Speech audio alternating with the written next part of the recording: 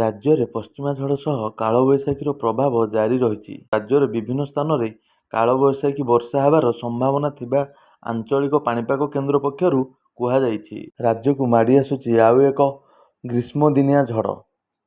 କେତେକ ଜାଗାରେ ବହୁ ପ୍ରବଳ ମାତ୍ରାରେ ଝଡ଼ ପବନ ସହ ଘଡ଼ଘଡ଼ି ବର୍ଷା, ବିଜୁଳି ଘଡ଼ଘଡ଼ି ସହ 40ରୁ 50 କିମି ବେଗରେ ପବନ ବହିବା ନେଇ ପାଣିପାଗ ବିଭାଗର ଆକଳନ କରିଛି। ଆଜି ରାଜ୍ୟରେ କେତେକ ସ୍ଥାନରେ ବିଜୁଳି ଘଡ଼ଘଡ଼ି ସହ କୁଆପଥର ବର୍ଷା ଏବଂ ଘଣ୍ଟା ପ୍ରତି 40ରୁ 50 କିଲୋମିଟର ବେଗରେ ପବନ ବହିବାର ସମ୍ଭାବନା ରହିଛି। ଆସନ୍ତୁ ନଜର ପକାଇବା ସମ୍ପୂର୍ଣ୍ଣ ଖବର ଉପରେ।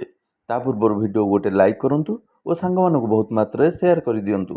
ଯଦି ଆମ ଚ୍ୟାନେଲରେ ନୂଆ ଅଛନ୍ତି ତେବେ ଆମ ଚ୍ୟାନେଲକୁ ସବସ୍କ୍ରାଇବ୍ କରି ପାଖରେ ଥିବା ବେଲ୍ ଆଇକନ୍ ଉପରେ ପ୍ରେସ୍ କରି ଅଲ୍ ନୋଟିଫିକେସନ୍ ଉପରେ ପ୍ରେସ୍ କରନ୍ତୁ, ଯାହାଫଳରେ ଆମ ଚ୍ୟାନେଲର ସବୁ ନୂଆ ନୂଆ ଭିଡ଼ିଓ ଆପଣଙ୍କ ପାଖରେ ପହଞ୍ଚି ପାରିବ। ଖବର ମୁତାବକ ପଶ୍ଚିମା ଝଡ଼ ପ୍ରଭାବରେ ରାଜ୍ୟର କିଛି ସ୍ଥାନରେ ବିଜୁଳି ଘଡ଼ଘଡ଼ି ସହ କୁଆପଥର ବର୍ଷା ସମ୍ଭାବନା।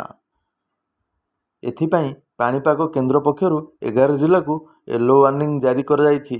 ଏହି ସବୁ ଜିଲ୍ଲାଗୁଡ଼ିକ ହେଲା ଭଦ୍ରକ, ଯାଜପୁର, କଟକ, ଢେଙ୍କାନାଳ, ଅନୁଗୁଳ, ବୌଦ୍ଧ, କନ୍ଧମାଳ, ଗଞ୍ଜାମ, ରାୟଗଡ଼ା, କଳାହାଣ୍ଡି ଓ କୋରାପୁଟ। ଅଧିକାଂଶ ପ୍ରଭାବ କୋରାପୁଟ, ମାଲକାନଗିରି, ନବରଙ୍ଗପୁର, କଳାହାଣ୍ଡି, ରାୟଗଡ଼ା, ଗଜପତି, କନ୍ଧମାଳ ଓ ଗଞ୍ଜାମରେ ରହିବ ବୋଲି ଡକ୍ଟର ପ୍ରଫେସର ପଟ୍ଟନାୟକ ସୂଚନା ଦେଇଛନ୍ତି।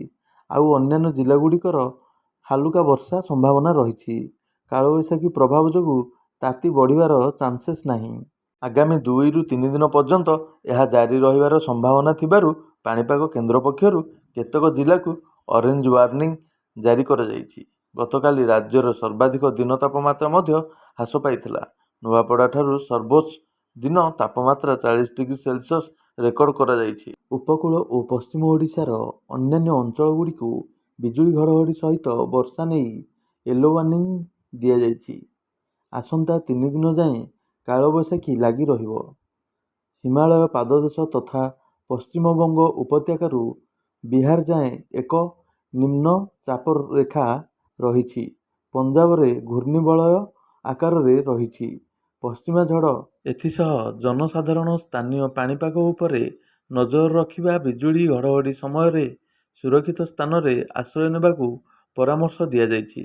ବର୍ଷା ପବନ ପ୍ରଭାବରେ ଅମଳକ୍ଷମ ରବି ଫସଲ ପ୍ରଭାବିତ ହେବାର ଆଶଙ୍କା ଥିବାରୁ ଚାଷୀମାନେ ଫସଲ ଅମଳ କରିବାକୁ ଆଞ୍ଚଳିକ ପାଣିପାଗ ବିଜ୍ଞାନ କେନ୍ଦ୍ର ପକ୍ଷରୁ କୁହାଯାଇଛି।